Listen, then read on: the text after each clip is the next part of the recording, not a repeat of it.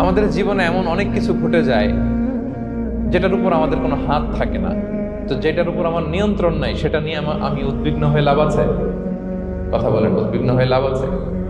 জীবন আপনাকে অনেক কিছু দিবে, আবার কেড়ে নিবে। আল্লাহ এভাবেই পৃথিবীটাকে সাজিয়েছে। ইয়াউমুন লাকা ওয়া ইয়াউমুন আলাইকা, একদিন আপনার ভালো যাবে, আরেকদিন খারাপ যাবে। ওয়া তিলকাল আইয়ামু নুদাবিলুহা বাইনান নাস, আল্লাহ বলেন যুগটাকে আমি ঘুরিয়ে ফিরিয়ে মানুষের সামনে এভাবেই আনি। This is the routine work of this দুনিয়া। দুনিয়ার রুটিন ওয়ার্ক এটা। আজকে ভালো, কালকেও যে ভালো যাবে এমনটা নয়, কালকে খারাপ যাবে। আজকে তার খারাপ যাচ্ছে, পরশুদিন আবার তার ভালো দিন যাবে। ঠিক কিনা বলেন? অন্য এক সূরায় আল্লাহ তাআলা বলেছেন ফাইন্না মাআল উসরি ইউসরা, নিশ্চয়ই কষ্টের সাথে আছে স্বস্তি। আজীবন মানুষ কষ্টে থাকে না, দুঃখের পরে থাকে সুখ। দুঃখের পরে কি থাকে? সুখ থাকে। এজন্য উদ্বিগ্ন হওয়া যাবে না। বিষ্ণু ইসলামের জীবনী থেকে আমরা এটাই শিখি, উদ্বিগ্ন হওয়া যাবে না। তিনি বলতেন ওয়ালাম আন্নামা আসাবাকা লাম ইয়াকুন লিয়ুখতিআক ওয়া মা আখতাআকা লাম ইয়াকুন লিয়ুসিবাক রুফিআতিল আকলাম ওয়া জাফফাতিস সুহুফ। ওনার কাজিন আব্দুল্লাহকে ডেকে বললেন, আব্দুল্লাহ, যেটা তুমি পাওয়ার সেটা তুমিই পাবা, কোনোদিন মিস হবে না। যেটা তোমার হওয়ার কথা ছিল এটা তুমি পাবাই, এটা মিস হবে না। আর যেটা তোমার নসিবে নাই, যেটা তুমি পাবা না, গোটা বিশ্বের সব ক্ষমতাকে হাতের মুঠায় আনলেও সেটার দেখা তুমি পাবে না। তো এজন্য উদ্বিগ্ন হয়ে লাভ আছে বলেন না। আমরা আমাদের সর্বোচ্চ চেষ্টাটুকুন করব, তারপর ফলাফলের জন্য আমরা ভরসা রাখবো, নির্ভর করবো একজন সত্তার উপর। আওয়াজ করে বলুন তো, তিনি কে? তাহলে ফিনল্যান্ডের লোকেরা এই যে হ্যাপি হয়ে খুব বেশি খুশি, এত বেশি খুশি হওয়ার কিছু নাই। এগুলো আগে থেকে আমরা জানি। কি বলেন? জানি না আমরা? জাস্ট একটু প্র্যাকটিস করে নিজের জীবনের সাথে মানিয়ে নিতে হবে। সম্মানিত সুধী, আপনি যদি কোরআনকে জিজ্ঞেস করেন যে what is the Quranic formula of happy life, সুখে শান্তিতে থাকার জন্য কোরআনিক ফর্মুলাটা কি, কিভাবে আমরা সুখী সমৃদ্ধ জীবন পেতে পারি, কোরআন আপনাকে দুইটা জিনিসের কথা বলে। নাম্বার 1 হচ্ছে ফেইথ, নাম্বার 2 হচ্ছে গুড ডিড। আই রিপিট, আমি আবারও বলছি, নাম্বার 1 ফেইথ, বিশ্বাস, আল্লাহর উপর অগাধ বিশ্বাস এবং আস্থা। 2 নম্বর হচ্ছে গুড ডিড, মানে সৎকর্ম, নেক আমল। যার মধ্যে এই দুইটা থাকবে তাকে সুখী সমৃদ্ধ জীবন দান করবে কে? Faith and good deed, you'll be happy in your life for the sure, I'm telling you. এই দুইটা যদি এনশিওর করতে পারেন, আপনাকে সুখী সমৃদ্ধ জীবন দিবে কে? এবং এই আয়াতটি দিয়েই, হ্যাপি হওয়ার কোরআনিক ফর্মুলা দিয়ে আমি আজকের আলোচনা শুরু করেছি। আল্লাহ তাআলা সূরা নাহলের 97 নম্বর আয়াতে বলছেন, মান আমিলা সলিহান মিন যাকারিন আও উনসা ওয়া হুয়া মুমিন ফালানুহইয়ান্নাহু হায়াতান তাইয়্যিবা ওয়া লানাজজিয়ান্নাহুম আজরাহুম বিআহসানি মা কানু ইয়ামালুন। বিশ্বাসী নারী কিংবা পুরুষ, তারা যদি সৎকর্ম করে তাদেরকে আমি সুখী সমৃদ্ধ জীবন দান করব। অর্থগুলো খেয়াল করে শুনেন। আল্লাহর কথায় কোনো ফাঁক ফোকর থাকে না, আল্লাহর কথায়, নবীর কথায় ফাঁক ফোকর থাকে না। আল্লাহ তাআলা বলছেন বিশ্বাসী নারী কিংবা পুরুষ তারা যদি নেক কাজ করে, সৎকর্ম সম্পাদন করে, তাহলে তাদেরকে আমি সুখী সমৃদ্ধ জীবন দান। তাহলে আমরা যদি আল্লাহ বিশ্বাস করি, আল্লাহর উপর বিশ্বাস আস্থা থাকে এবং সৎকর্ম সম্পাদন করি পৃথিবীতে, তাহলে আমরা সুখী এবং সমৃদ্ধ জীবন লাভে ধন্য হব। প্রিয় ভাইরা, তবে একটা জিনিস আমাদের মাথায় রাখতে হবে আলোচনা শুরুতেই, সেটা হচ্ছে এই যে হ্যাপিনেস বা সুখ, এই পৃথিবীতে যে সুখ, happiness in this worldly life, in this দুনিয়া ইজ ইমপারমানেন্ট, ইটস টেম্পোরারি। পৃথিবীর সুখটা এটা পার্মানেন্ট, এটা অস্থায়ী, টেম্পোরারি। পার্মানেন্ট সুখ দেয়া হবে জান্নাতে। আওয়াজ করে বলেন কোথায়? জান্নাতের সুখের মধ্যে কোনো গ্যাপ নাই, ইন্টারাপশন নাই। কিন্তু পৃথিবীর সুখ শান্তির মধ্যে এটা বারবার ইন্টারাপ্টেড হবে। হ্যাঁ, ইন্টারাপ্টেড। আর জান্নাতের সুখ হচ্ছে আনইন্টারাপ্টেড। সুবহানাল্লাহ।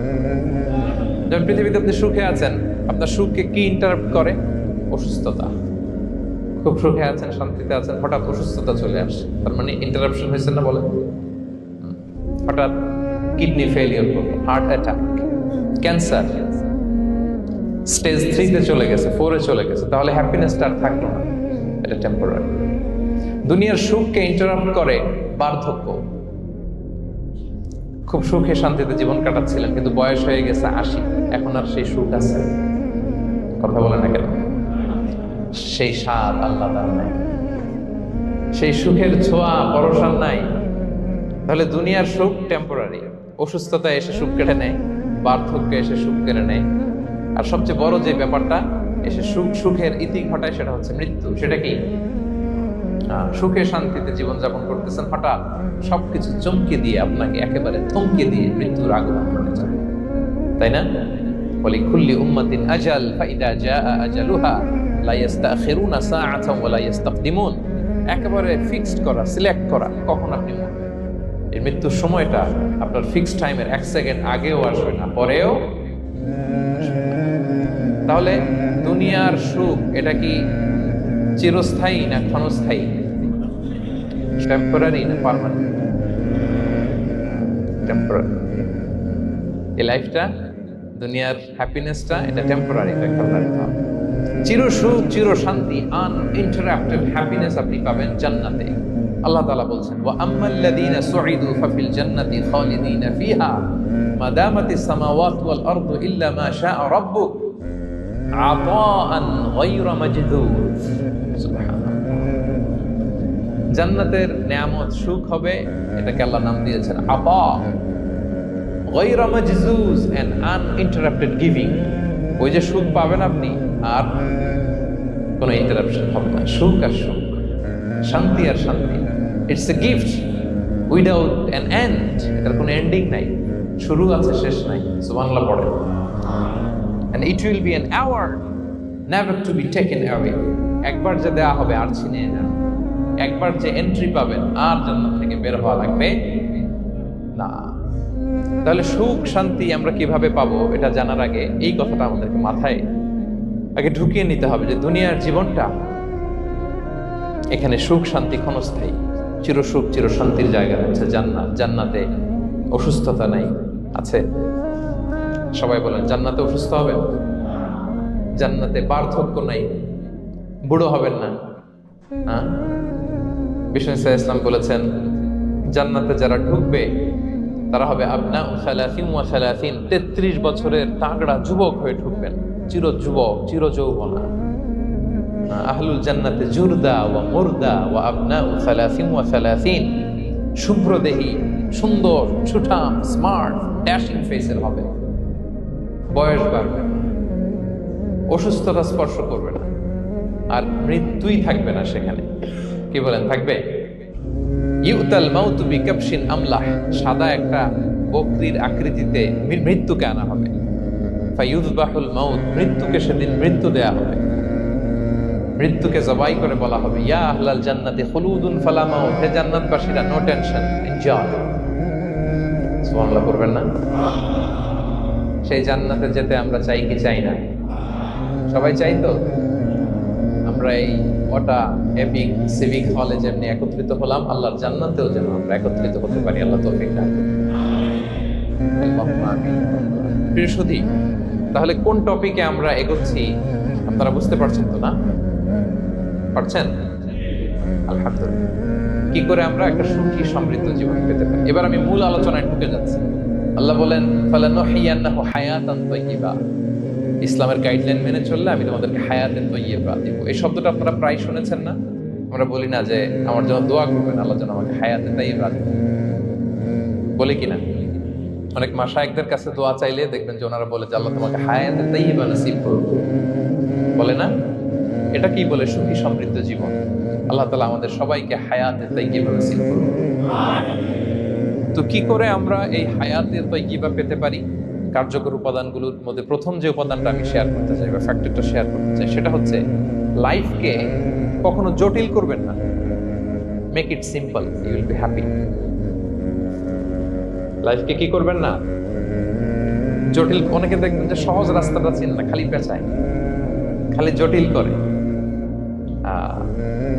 ওমা জাআলা আলাইকুম ফিদ দীনি মিন হারাজ, আল্লাহ দিনের মধ্যে কোনো কাঠিন্যতা রাখবে, জটিলতা রাখবে। সহজ দিন পালন কঠিন না সহজ? বলেন তো, সবাই বলবেন কঠিন না সহজ?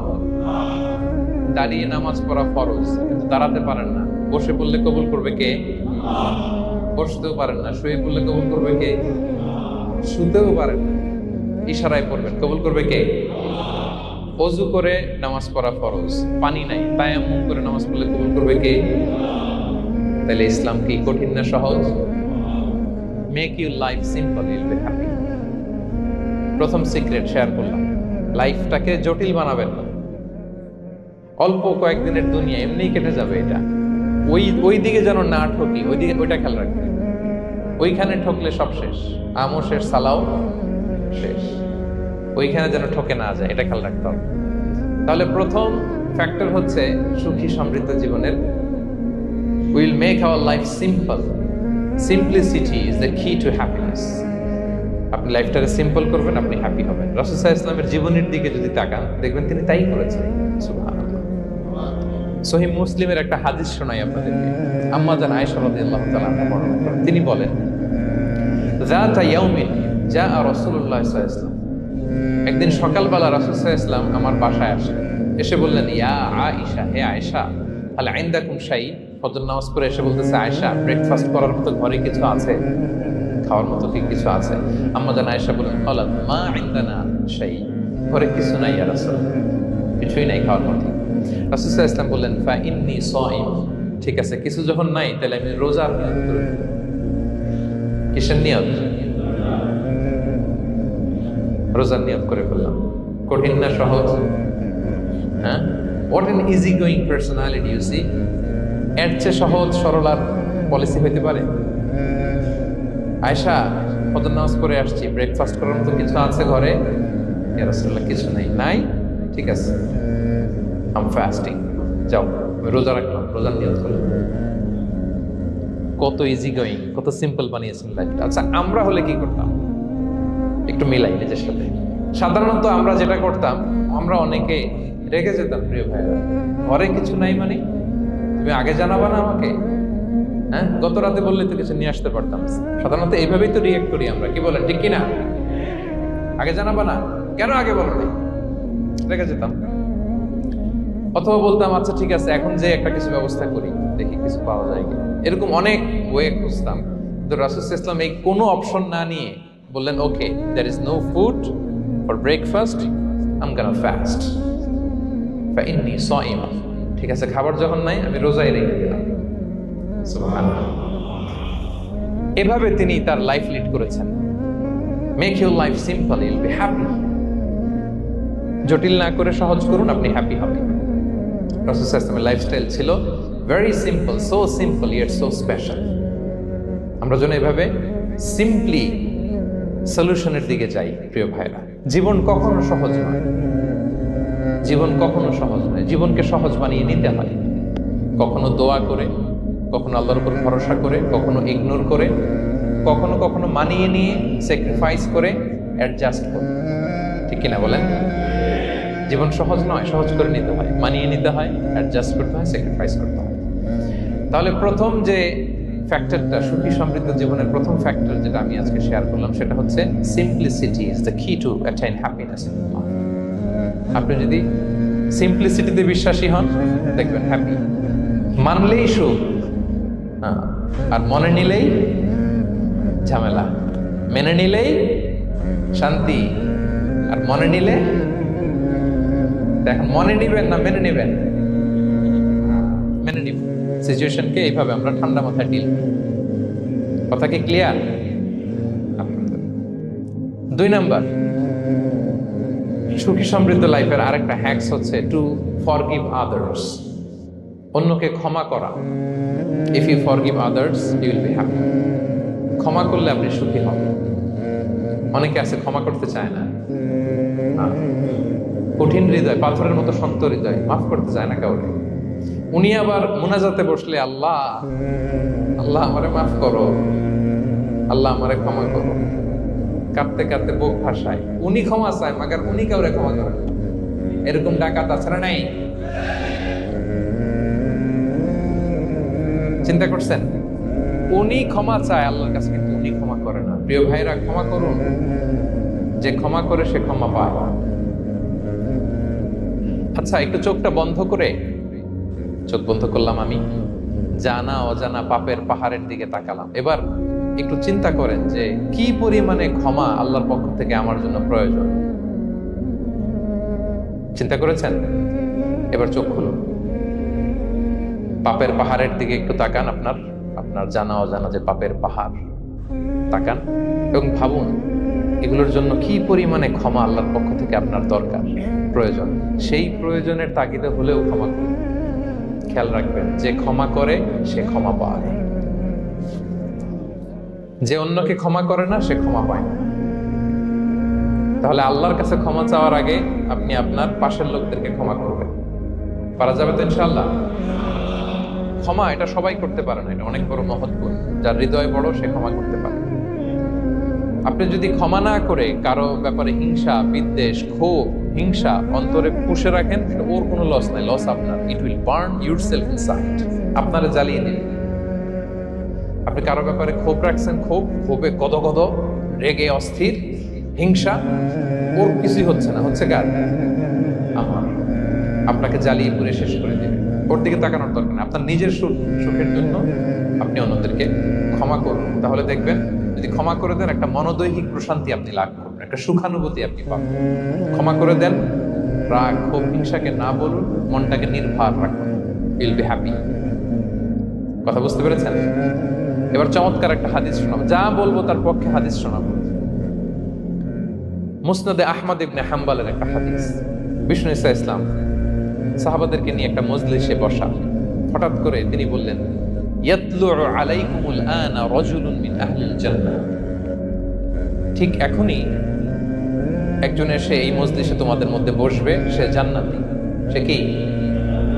এটা শোনার পরে তো সব সাহাবারা নড়ে চড়ে বসলো। ফিরে রাসূল সাল্লাল্লাহু আলাইহি ওয়াসাল্লাম একজনকে জান্নাতের অ্যানাউন্সমেন্ট দিচ্ছে, কে সে, কি তার আমল? তো দেখা গেল এক আনসারী সাহাবা প্রবেশ করেছে, তার জুতা দুইটাকে বগল দাবা করে, কিন্তু কেউ তারে চিনে না।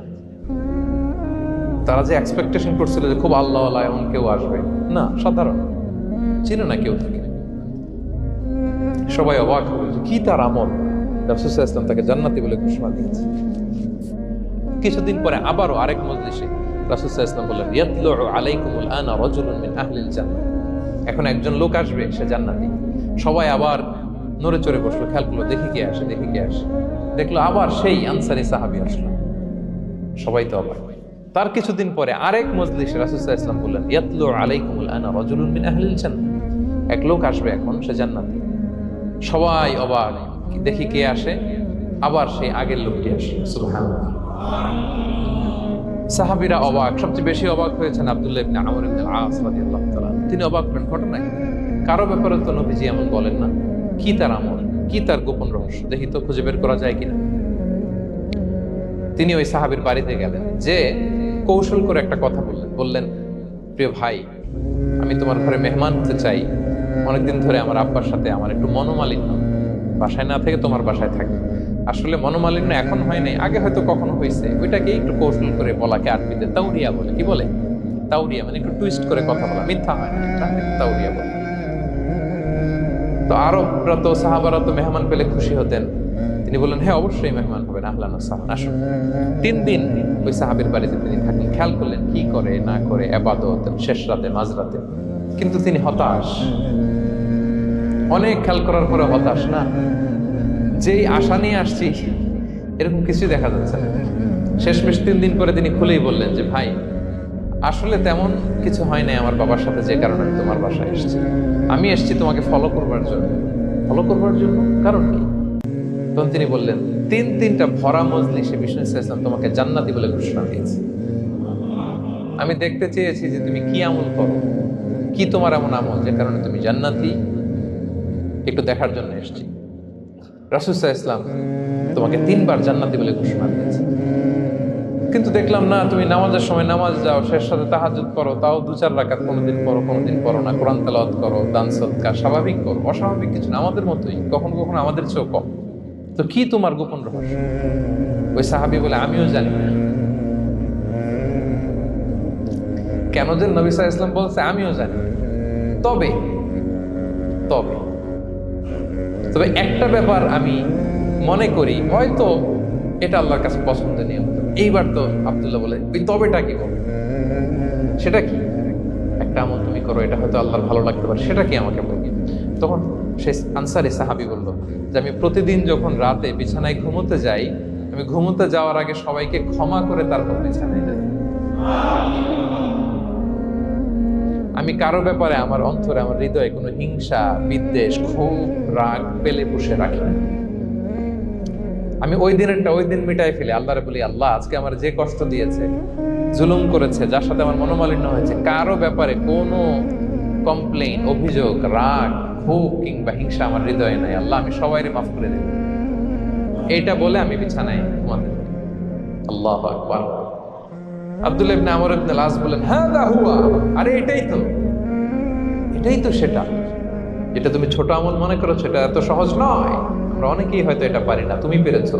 এজন্যই আল্লাহ তাআলা তোমার মর্যাদা বাড়িয়ে দিয়েছে। বলেন সুবহানাল্লাহ। প্রিয় ভাইরা, যে ক্ষমা করে তার মর্যাদা বাড়িয়ে দেয় কে? এখন থেকে কি করবেন? অন্তরে ক্ষমা, রাগ, ক্ষোভ এগুলো পুষে রাখবেন। কি করবেন? পারবেন?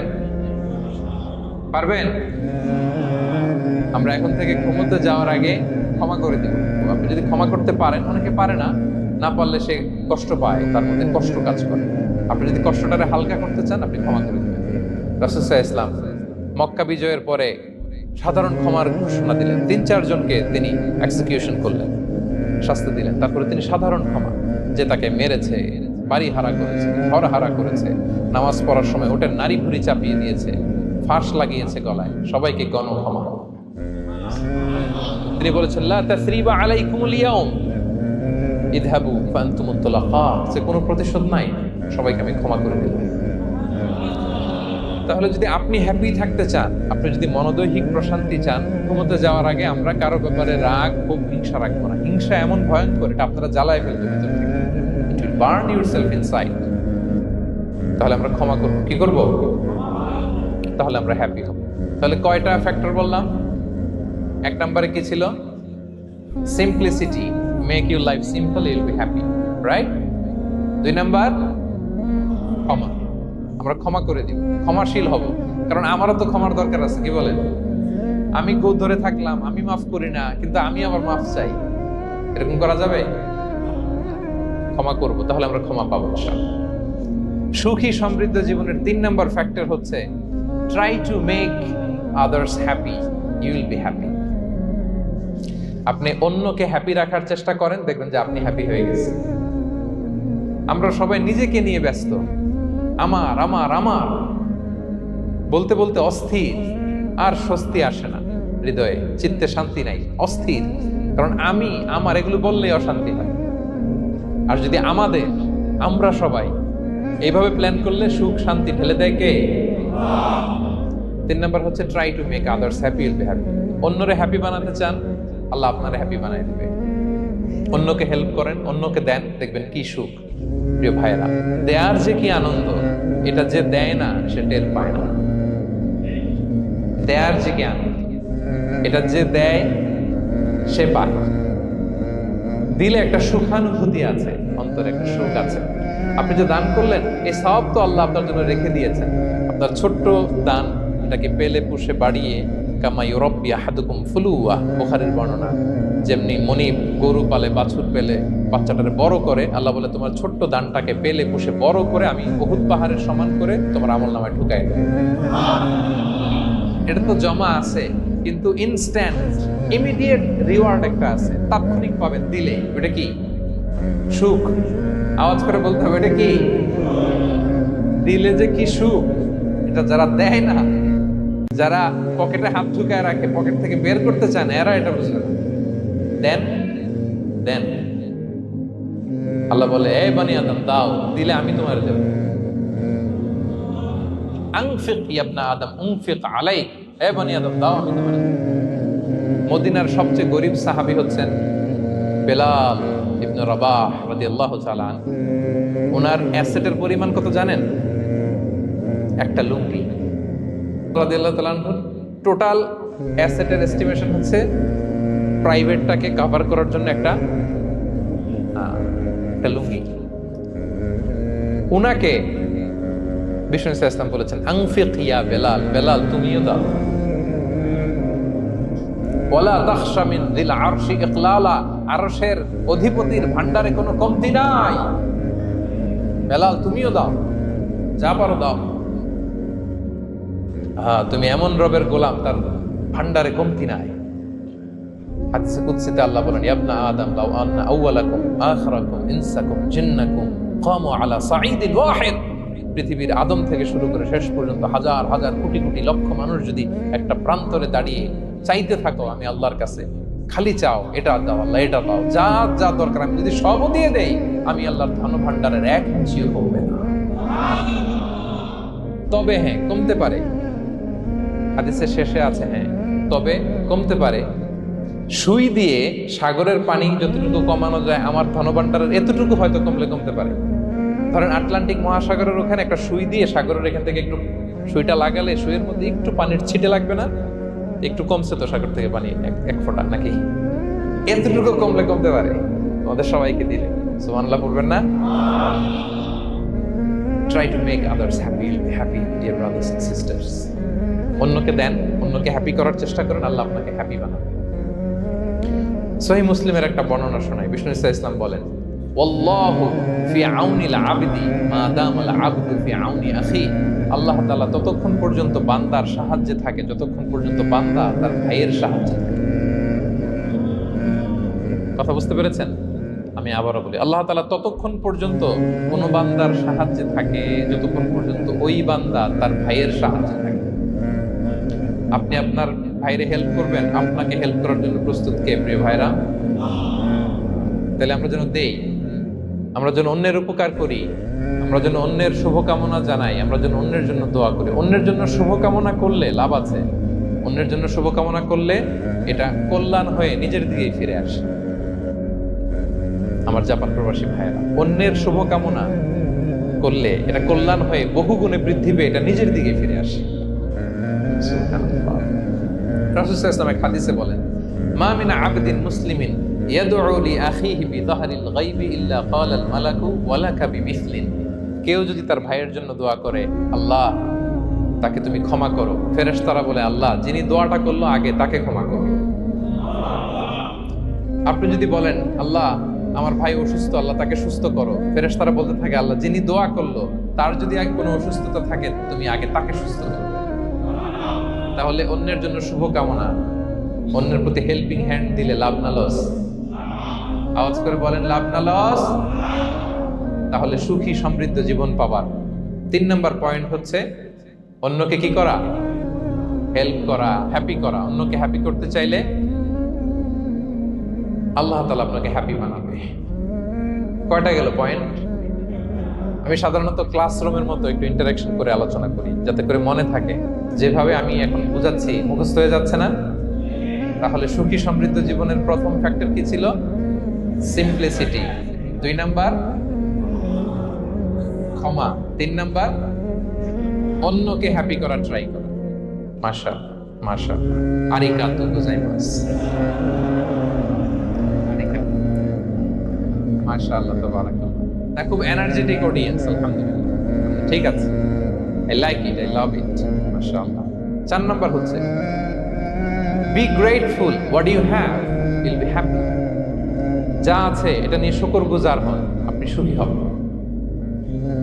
যা আছে শুকরগুজার হন, আপনি হ্যাপি হবেন। অনেকে দেখবেন কৃতজ্ঞ হতে চায় না, শুকরগুজার হয় না, কমপ্লেইন, অভিযোগ। Complain less, be grateful, you will be happy. অনেকে দেখবেন খালি কমপ্লেইন, আছে না নাই? এটা নাই, ওইটা নাই, এটা ভালো হয় নাই, এটা পাইলাম না রে, ওইটা হইল না রে, আল্লাহ দিল না রে, আছে না নাই? শুকরিয়া জিনিসটাই নাই কিছু কিছু লোকের মধ্যে, শুকরিয়া জিনিসটাই নাই। আহা, কত কিছু আপনার লাগবে না? গাড়ি লাগবে, বাড়ি লাগবে, সম্পদ লাগবে, খ্যাতি লাগবে, দাপট লাগবে, পাওয়ার লাগবে, এটা লাগবে, ওইটা লাগবে, কত কিছু লাগে আপনার। এটা নাই, ওইটা, এজন্য শুকরিয়া নাই। প্রিয় ভাইরা, শুধু যে বেঁচে আছি এজন্যই আলহামদুলিল্লাহ বলা হচ্ছে। শুধু বেঁচে আছে, আর কিছু লাগবে না। শুধু বেঁচে আছেন যে, এই জন্যই আলহামদুলিল্লাহ। কারণ অনেকের কাছে বেঁচে থাকাটা স্বপ্ন, বেঁচে থাকাটাই তার শেষ ইচ্ছা। আপনি তো বাড়ি চান, গাড়ি চান, নারী চান, সম্পদ চান, এটা চান, ওটা চান, সব চান। ক্যান্সারে আক্রান্ত রোগী 4th স্টেজে চলে গেছে, হসপিটালে যায় ওনারা জিজ্ঞেস করেন, ভাই আপনি কি চান? গাড়ি, বাড়ি, সম্পদ, কি চান ভাই? বলবে, ভাই আমি শুধু বাঁচতে চাই। 4th স্টেজে চলে গেছে, ক্যান্সারে আক্রান্ত, ও কি চায়? আপনার তো কিছুই নাই, আপনি আর আলহামদুলিল্লাহ বলবেন কেন? বেঁচে যে আছেন এটা তো আপনার মাথায় আসে না, যে এটাও যে একটা বড় নেয়ামত। এটা বুঝবেন তার সামনে দাঁড়ালে, যে বেঁচে থাকার জন্য স্ট্রাগল করে যাচ্ছে, শুধু বাঁচতে চায়, সে বলে আমি আর কয়টা দিন বাঁচতে চাই। প্রিয় ভাইয়েরা, কোনো হিসাব ছাড়া বেঁচে যে আছি এজন্য আলহামদুলিল্লাহ। এজন্য কি সব সময় শুকরগুজার হবেন, আল্লাহ নেয়ামত বাড়িয়ে দিবেন, বলবেন আলহামদুলিল্লাহ বেশ ভালো আছে। এই ডান হাতটা সবাই হৃদয়ের উপরে রাখুন, এভাবে রাখুন, প্রাণ খুলে আল্লাহকে ডাক দিয়ে বলেন, হে আল্লাহ আলহামদুলিল্লাহ, তুমি অনেক ভালো রেখেছো, আমরা অনেক ভালো আছি, আমরা অনেক সুখে আছি। প্রাণ থেকে আওয়াজ করে বলেন শুকর আলহামদুলিল্লাহ। করা যাবে তো? সবসময় কি বলবেন? শুকর আলহামদুলিল্লাহ, বেঁচে যে আছি এজন্যই আলহামদুলিল্লাহ। আল্লাহ তাআলা বলেন, লা ইন শাকারতুম লা আযীদান্না ওয়া লা ইন কাফারতুম ইন্না আযাবি লাশাদীদ। যদি আমার নেয়ামতের শুকরিয়া করো আমি আল্লাহ আরো বাড়িয়ে দেব, আর যদি নাশুকরি করো, কমপ্লেইন করো, অভিযোগ এটা নাই ওটা নাই, এই পাই নাই ওই পাই নাই, যা দিছি ওইটাও কেড়ে দেব, আর এমন শাস্তি দেব, ইন্না আযাবি লাশাদীদ, আমার শাস্তি বড় কড়া, আমি সবসময় ধরি না, ধরলে খবরদার। অকৃতজ্ঞ বান্দাদের নেয়ামত আমি কেড়ে নেই, আর যারা শুকরগুজার হয় তাদেরকে আমি বাড়িয়ে দিই। সুবহানাল্লাহ। তাহলে 4 নাম্বার হচ্ছে be grateful, you will be happy. আল্লাহর প্রতি কৃতজ্ঞ হন, শুকরগুজার হন, আপনি হ্যাপি হবেন। আমরা সুখ খুঁজে পাই না প্রিয় ভাইরা, সুখের চাবিকাঠি সবসময় আমাদের কাছেই ছিল। সুখের চাবিকাঠি আমাদের কাছেই ছিল, আমরা এটা খুঁজে বেড়াই মাঠে ঘাটে, বনে বাজারে, অন্যের চাকচিক্যে। অন্যের চাকচিক্য দেখলে আমরা মনে করি ওটা তো অনেক সুখ, এজে কি দুঃখে আছে এটার কোনো খবর নাই। অন্যের চাকচিক্য দেখলে মনে করবেন না খুব হ্যাপি, না ওটা নাও হইতে পারে।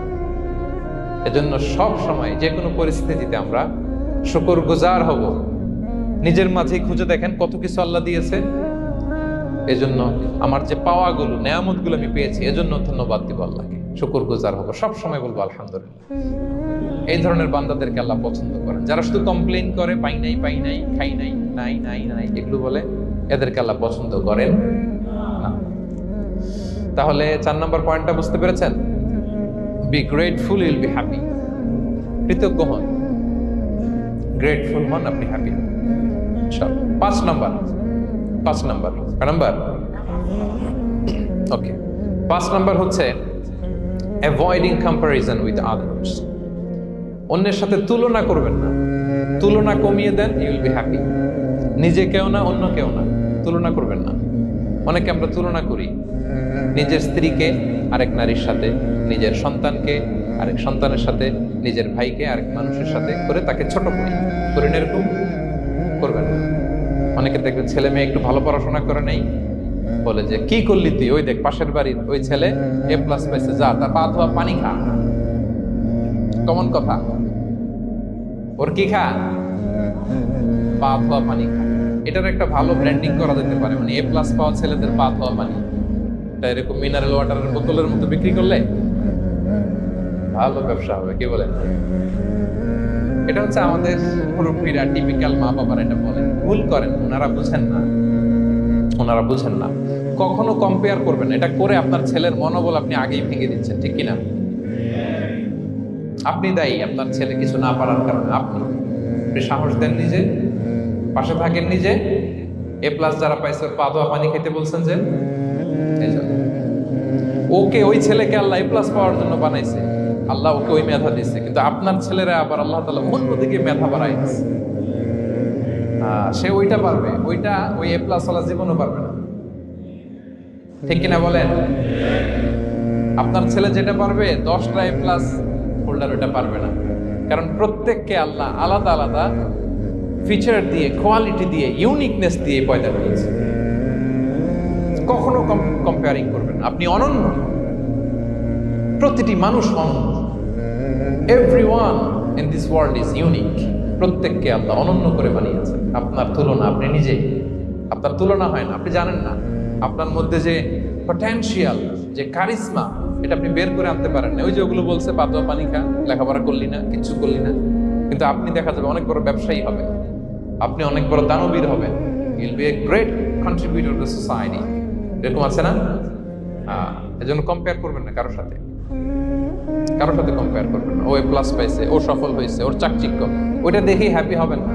এই চাকচিক্যটাই তার পুরো লাইফ না। মানুষ যেটা শেয়ার করে ফেসবুকে, এটা হচ্ছে রিল। লাইফের কি রিল বুঝেন তো না? সবাই বুঝেন, মাশাআল্লাহ। Highlighted reel. আপনি কি মনে করছেন এই যে রিলের মধ্যে যতটুকু দেখছেন এটা পুরোটাই ওর লাইফ? না রে ভাই, ওরও অনেক কষ্ট আছে, ওরও অনেক ব্যর্থতা আছে, ফেলিওর আছে, ওইটাও ঠেকে রাখে, ওটা তো প্রকাশ করে না। দেখবেন আমরা ফেসবুকে ছবি শেয়ার দিলে কি করি? সবচেয়ে ভালো ছবিটা বুঝি, হ্যাঁ, হাসি দেওয়া, স্মাইলিং ফেস, স্মার্ট লাগতেছে, সুন্দর পিকচার হয়েছে, এটা দেই। কারণ আমি যে হ্যাপি এটা দেখাইতে চাই আমি সবাই, ঠিক কিনা? তার মানে আমার দুঃখের অংশটা তো আমি শেয়ার করি। সো আপনি কারো চাকচিক্য দেখলে অবাক হবেন না, এটাই তার হোল লাইফ নয়। It's not the entire picture of his life. এটা হচ্ছে হাইলাইটেড রিল। এটা কি?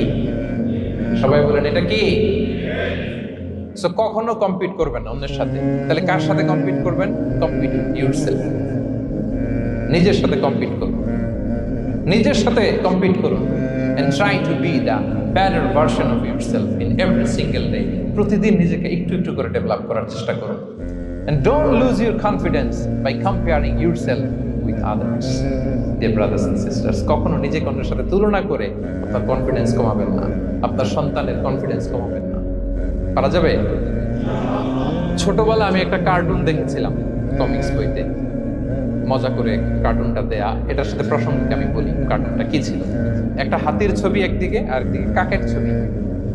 একদিকে কিসের ছবি? হাতি। কথা বুঝতেছেন? হাতি, এলিফ্যান্ট। আরেকদিকে কাকের ছবি। হাতি, হাতির বাচ্চা, কাক, কাকের বাচ্চা।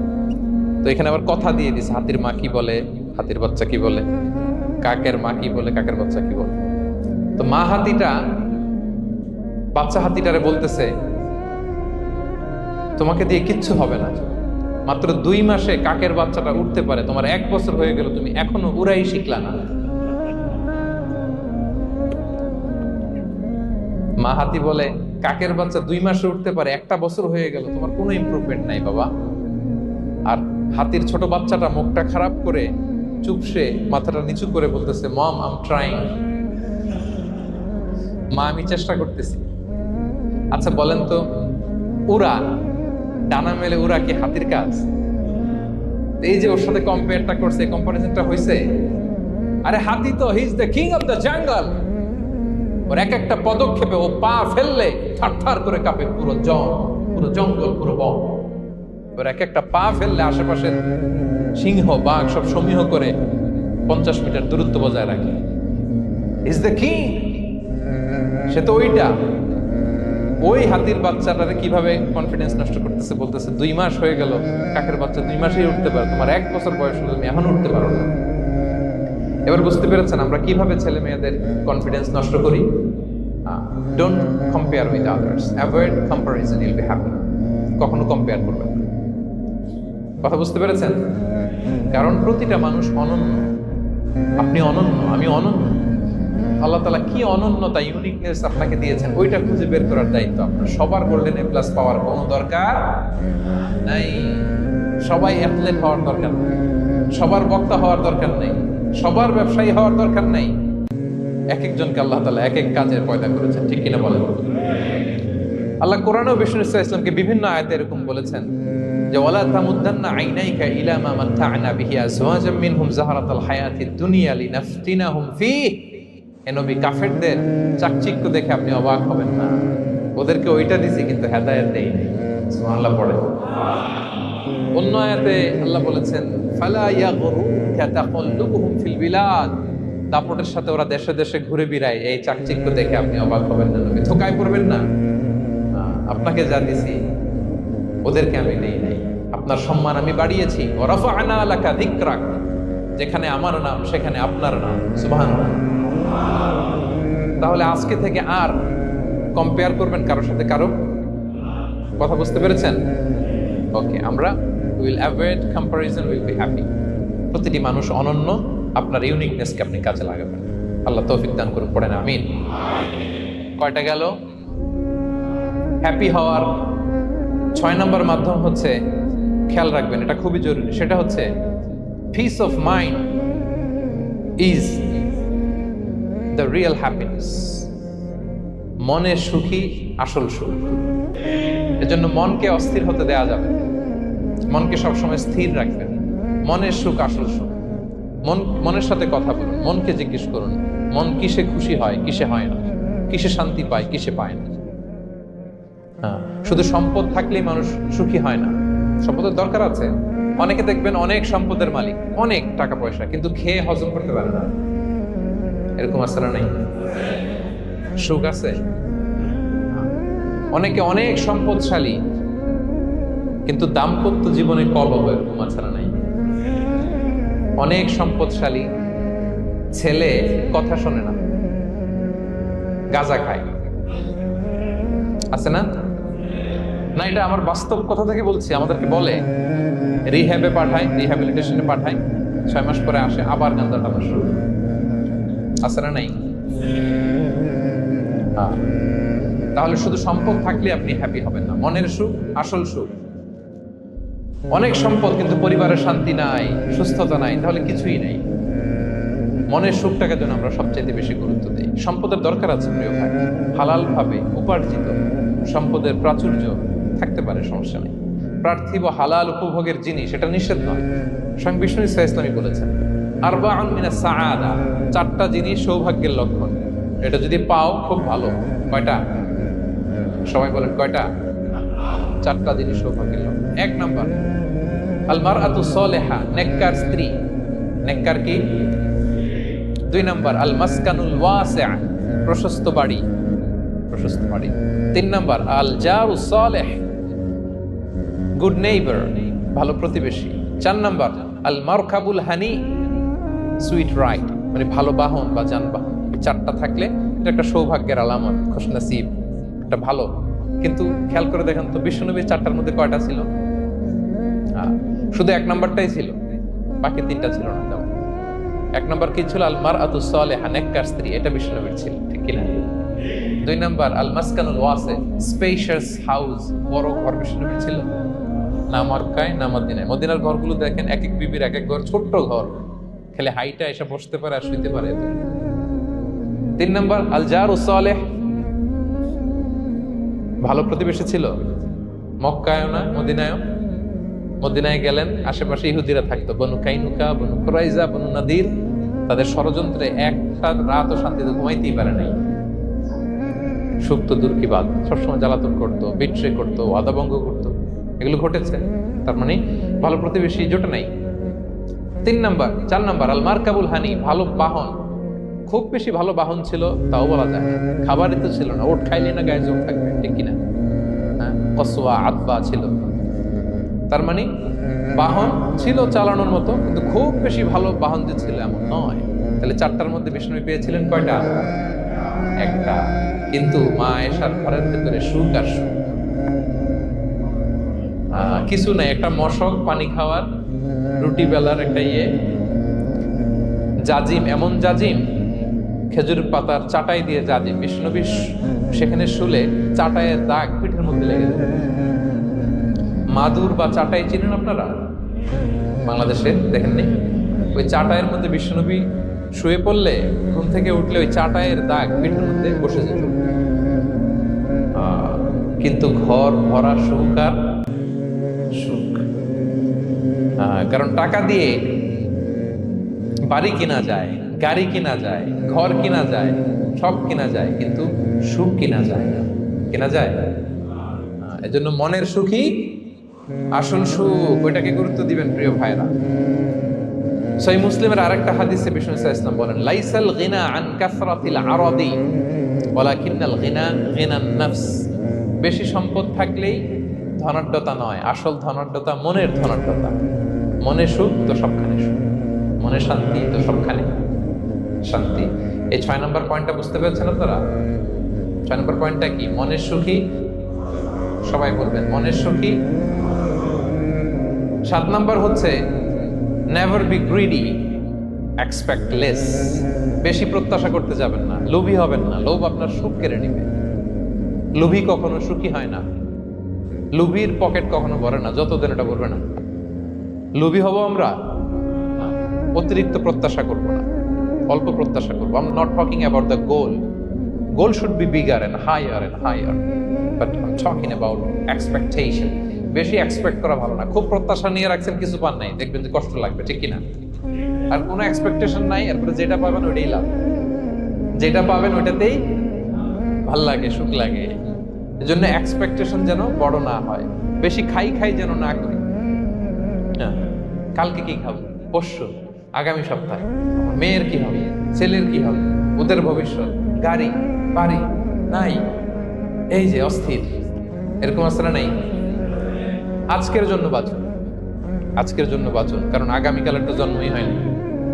আগামীকালের জন্ম হয়েছে, এটা কি আজকে না আগামীকাল? আজকে হ্যাপি হন, আজকের জন্য বাঁচেন, আজকের জন্য প্ল্যান করেন। আগামীকালের তো জন্মই হয় নাই। কালকে সকালে সানরাইজের পরেই না আগামীকালের জন্ম গ্রহণ হবে, ঠিক কিনা বলেন? তাহলে প্রত্যাশা কমান, হ্যাপি হবেন আপনি। ইমাম গাজালি রাহিমাহুল্লাহ একটা চমৎকার কথা বলতেন। উনি বলতেন, তোমার রিজিকে যা আছে এটা 2 পাহাড়ের মাঝখানে থাকলেও এটা তুমি পাবা, আর যেটা তোমার রিজিকে নাই ওইটা অনেক দূর থেকে আনার পরেও হাত দিয়ে নিয়ে 2 ঠোঁটের মাঝখানে রাখলেও ওইটা পড়ে যাবে। কথা বুঝতে পেরেছেন? আপনি মাঝে মাঝে এনিমেল কিংডম অথবা জিওগ্রাফিক্যাল চ্যানেলে দেখবেন যে বক মাছ শিকার করে কিভাবে অনেকক্ষণ লুকিয়ে থাকে, হুট করে একটা মাছ ধরে, ধরার পরে মাছটা বাঁচার জন্য ছোটাছুটি করে, বকটাও কামড় দিয়ে এমনি ধরে অমনি ধরে, পরে যায় আবার ধরে, আবার পরে যায় আবার ধরে, সব শেষে মাছটা টুপ করে পানিতেই পড়ে যায়। কারণ এটা ওর নসিবে নাই। কি বলেন? এটা রিজিকে নাই। যেটা রিজিকে আছে ওই মাউন্ট এভারেস্টের উপরে থাকলে এটা আপনার কাছেই আসবে।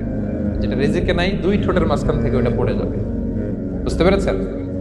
বিষ্ণু ইসলাম আব্দুল্লাহ ইবনে ওমর রাদিয়াল্লাহু তাআলা আনহু পিঠের মধ্যে একবার চাপড় দিয়ে একবার বললেন, আব্দুল্লাহ, কোন ফিতে খাবে চিরকালের জন্য তার গলা থেকে তৃষ্ণা মিটে যাবে। He will never ever be thirsty again. একবার খাইছে তো শেষ। পেতে চান সেটা আল্লাহর হাবিবের কাছ থেকে? আমরা পেতে চাই কি চাই না বলেন? ইন্না আতাইনাকাল কাউসার। নবী, আপনাকে আমি কাউসার দিয়েছি। সব শেষে আল্লাহর হাবিব সাল্লাল্লাহু আলাইহি ওয়াসাল্লাম সুপারিশ করার অনুমতি পাবেন, যেদিন কেউ সুপারিশ করতে পারবে না। সবাই বলবে নাফসি নাফসি নাফসি নাফসি, থার থার করে কাঁপবে। এক একজন নবী, ইব্রাহিম আলাইহিস সালাম, ঈসা আলাইহিস সালাম, মুসা আলাইহিস সালাম থার থার করে কাঁপবে। আর আল্লাহর হাবিব সাল্লাল্লাহু আলাইহি ওয়াসাল্লাম ওই মাকামে মাহমুদে সিংহাসন ফেলে দিয়ে সেজদায় শুধু কাঁদতে থাকবে, আর সেজদার মধ্যে বলবে উম্মতি উম্মতি উম্মতি উম্মতি। হে আল্লাহ, আপনি আমার গুনাহগার উম্মতকে বাঁচান। আল্লাহ, আপনি আমার গুনাহগার উম্মতকে বাঁচান। আল্লাহ, আপনি আমার গুনাহগার উম্মতকে বাঁচান। আল্লাহ তাআলা এটা সহ্য করতে না পেরে জিবরাইল আলাইহিস সালামকে বলবেন যে ওয়াসআলহু মা ইউবকিক। জিবরাইল, যাও জিজ্ঞেস করো তো আমার বন্ধু এত কাঁদে কেন, কি চায় জিজ্ঞেস করো। তো আল্লাহর হাবিব সাল্লাল্লাহু আলাইহি ওয়াসাল্লাম বলবেন আল্লাহুম্মা উম্মতি উম্মতি, আল্লাহ আমার উম্মতকে বাঁচান, আমার গুনাহগার উম্মতকে বাঁচান। আল্লাহ তাআলা এবার জিবরাইল মারফত বলবেন যে ইযহাব ইলা মুহাম্মদ সাল্লাল্লাহু আলাইহি ওয়াসাল্লাম, যাও মুহাম্মদের কাছে যাও, ওয়া কুল লাহু, তাকে বলো দুনিয়াতে যেমনি কখনো কষ্ট পেতে দেই নাই, বারবার তাকে হ্যাপি করেছি, খুশি করেছি।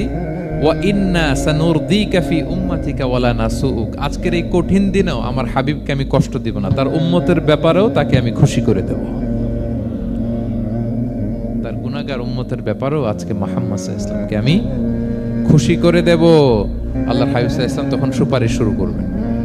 আল্লাহু আকবার, আল্লাহু আকবার। ওয়ালা সাউফা ইউতিকা রাব্বুকা ফাতারদা। নবী হে, আপনাকে এত নেয়ামত দিব আপনি নিয়ে কুলাতে পারবেন না। সব শেষে এই গুনাহগার উম্মতকে সুপারিশ করে জাহান্নাম থেকে নাম কাটিয়ে সবাইকে নিয়ে তিনি একটা ফ্ল্যাগ হাতে নিয়ে তিনি জান্নাতের দিকে ছুটবেন। ওই ফ্ল্যাগের মধ্যে লেখা থাকবে আলহামদু। কি লেখা থাকবে?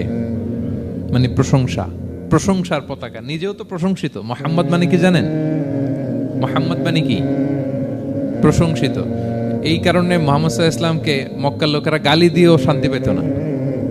মানে যদি বলি এই প্রশংসিত লোকটা খারাপ, কথাটা হইল? প্রথমে আগে বলা লাগে কি? প্রশংসিত। মোহাম্মদ মানে কি? তো এই জন্য মক্কার লোকেরা রাসূল সাল্লাল্লাহু আলাইহি ইসলামকে মোহাম্মদ না বলে ডাকতো মুদাম্মাম, মানে নিন্দিত। তো মুদাম্মাম তো রাসূলের নাম না, রাসূল সাল্লাল্লাহু আলাইহি ইসলামের নাম কি? মোহাম্মদ, প্রশংসিত। এই জন্য গালি দিয়েও তারা মজা করতে পারতো না, সুবিধা করতে পারতো না। গালি দিলেও আগে প্রশংসা করে নেওয়া লাগতো। প্রথমে বলতো মোহাম্মদ পাগল, এরকম বলতো নাউযুবিল্লাহ। তার মানে প্রশংসিত লোকটা পাগল হইলো, এটা গালি হয়েছে? ঘুরে ফিরে তো প্রশংসাই হয়ে গেল। তো আল্লাহর হাবিব সাল্লাল্লাহু আলাইহি ওয়াসাল্লাম লিওয়াউল হামদ, প্রশংসার ফ্ল্যাগ নিয়ে বিশাল উম্মতকে নিয়ে জান্নাতে অভিমুখে যাবেন এবং জান্নাতের দরজায় হি উইল বি দা প্রথম নক করবেন, প্রথম নক করবেন উনি। তখন জান্নাতের রক্ষী ফেরেশতা বলবে মান আনতা, কে? আল্লাহর হাবিব সাল্লাল্লাহু আলাইহি ওয়াসাল্লাম বলবেন আনা মুহাম্মদ, আমি মুহাম্মদ। তো ফেরেশতা বলবে আমরা দাঁড়ায় আছি এজন্য আল্লাহ বলে দিয়েছেন মুহাম্মাদের আগে কাউকে যেন এন্ট্রি দেয়া না হয়। আপনার আগে যেন কারো জন্য জান্নাতের দরজা না খুলি, স্পেশাল উপর থেকে অর্ডার আছে। আপনি যেহেতু নক করেছেন, ওয়েলকাম, আসেন। পুরো উম্মাহ নিয়ে আল্লাহর হাবিব সাল্লাল্লাহু আলাইহি ওয়াসাল্লাম জান্নাতে ঢুকবেন। ওয়ালা সাউফা ইউতিকা রাব্বুকা ফাতারদা, নবী হে আপনাকে অচিরেই এত নেয়ামত দিব আপনি সন্তুষ্ট হয়ে যাবেন। প্রথম দুইটা শপথ গেল, তারপর তিনটা সুসংবাদ গেল। এরপর আল্লাহ তাআলা অতীতে যে নবীর পাশে ছিলেন, অতীতে যে বিভিন্ন নেয়ামত দিয়ে আল্লাহর হাবিব সাল্লাল্লাহু আলাইহি ওয়াসাল্লামকে আল্লাহ তাআলা ধন্য করেছেন, এগুলো রিমাইন্ডার দিচ্ছেন যে নবী আপনি কেন চিন্তিত হন, আমি আগেও ছিলাম আপনার সাথে, এখনো আছি, ভবিষ্যতেও থাকব। তিনি বললেন আলাম ইয়াজিদকা ইয়াতীমান ফাআওয়া, তিনি কি আপনাকে ইয়াতীম অবস্থায় পাননি? তিনি কি আপনাকে আশ্রয় দেননি? আপনারা জানেন আল্লাহর হাবিব সাল্লাল্লাহু আলাইহি ওয়াসাল্লাম যখন মায়ের পেটে, তখনই তার পিতা দুনিয়া থেকে ইন্তেকাল করেছেন।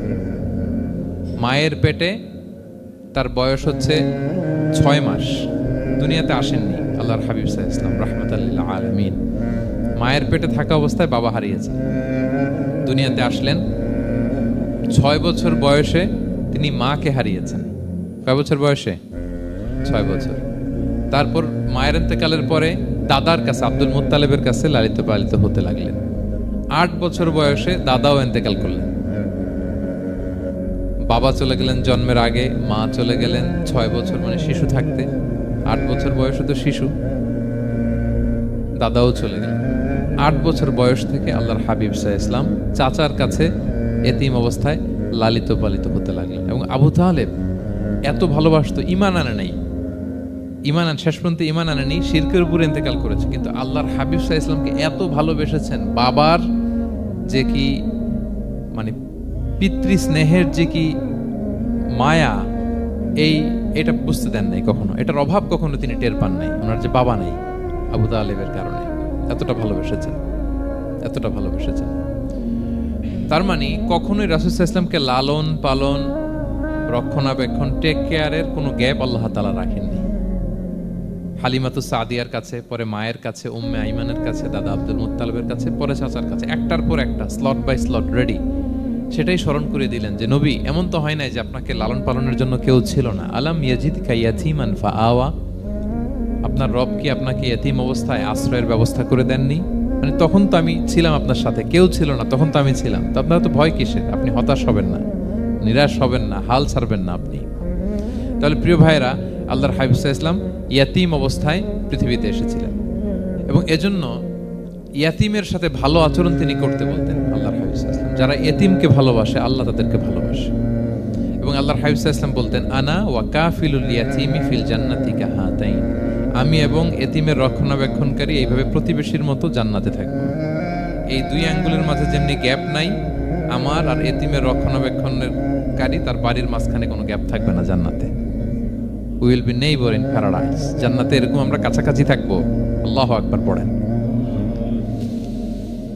তাহলে এতিমের রক্ষণাবেক্ষণকারীকে আল্লাহ তাআলা ভালোবাসেন। যারা এতিমকে পছন্দ করে না, এতিমকে তাড়িয়ে দেয়, তাদেরকে আল্লাহ পছন্দ করেন। আল্লাহ তাআলা বলেন আরাআইতাল্লাযী ইউকাযযিবু বিদ্দীন ফাযালিকাল্লাযী ইয়াদউল ইয়াতীম, যারা আখিরাতকে অবিশ্বাস করে তারাই এতিমকে ঘাড় ধাক্কা দিয়ে তাড়িয়ে দেয়। কোনো বিশ্বাসী কখনো এতিমের সাথে খারাপ আচরণ করে না। আপনাদের যাদের মন শক্ত, অনেকের চোখ দিয়ে পানি নামে না। আমার এক আত্মীয় আছে খুব আল্লাহওয়ালা, আমার জীবনে এত আল্লাহওয়ালা আমি দেখি নাই, কিন্তু ওনার চোখ দিয়ে পানি নামে না। বারবার এসে আমারে বলে যে মিজান কি করবো বলো, তুমি একটু মোনাজাত ধরো। আমার মনে আছে আমি ওনাকে নিয়ে মোনাজাত ধরতাম, তো ওনার কান্না আসে না চোখ দিয়ে। এত আল্লাহওয়ালা, খুব ভালো মানুষ, কিন্তু চোখ দিয়ে পানি নামে না। এটা অনেকের হয়, নানা কারণে হয়। আল্লাহর হাবিব সাল্লাল্লাহু আলাইহি ওয়াসাল্লাম বলেছেন, কারো যদি চোখ দিয়ে পানি না নামে বা হৃদয় নরম না হয়, তারা যেন এতিমের মাথায় হাত বুলিয়ে দেয়।